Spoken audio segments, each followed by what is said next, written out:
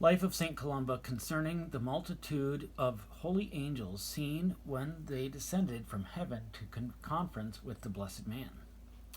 At another time also, while the blessed man lived in the island of Iona, one day he admonished the assembled brothers with great severity and said to them, "Today I wish to go out alone to the western plain of our island. Let none of you therefore follow me." They obeyed.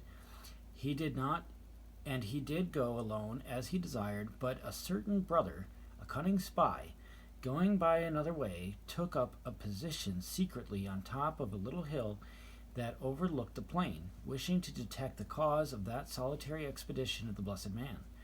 From the top of that little hill, the spy saw him standing on a certain knoll of that plain and praying, with his hands outstretched to the sky and his eyes raised to heaven. And then, strange to tell, behold, suddenly a marvelous thing appeared, which the man from his position on the nearby hill looked upon, even with bodily eyes, as I think, not without permission of the God, not without permission of God, in order that the name of the saint and his renown should, although against his will, afterwards be spread more widely than among the peoples, because of this vision was made manifest.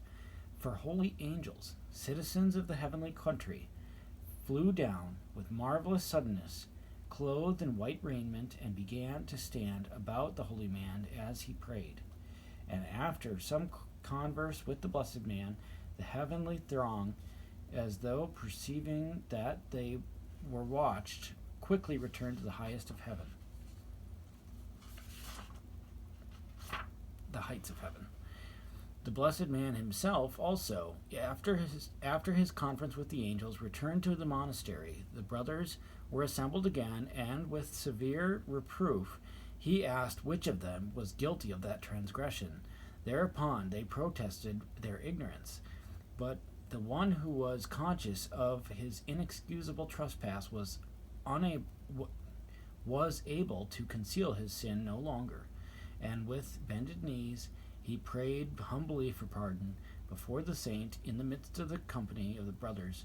The saint led him aside, charged him under severe penalties, as he knelt, and to expose to no one during the days of the blessed man anything secret, however little, of this angelic vision.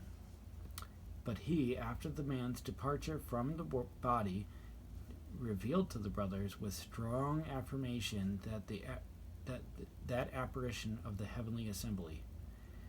And hence, even today, the place also of that angelic conference bears witness to the event that occurred in it. It is in its proper name, which may be rendered in Latin knoll of the angels, and in Irish Chnach Angel. From this it is to be noticed that and earnestly considered of what extent in nature were the pleasant visits of angels to the blessed man, often when he was awake on winter nights, and when he prayed in remote places while others rested. Visits that could never come to the knowledge of men, but that without doubt were very numerous, even although certain of them were, by some means or other, in the day or in the night, discernible to men, which were, without question, very few in comparison with those angelic visions that could be known to none. This same thing is likewise to be noted also of certain manifestations of light observed by a few, and written below.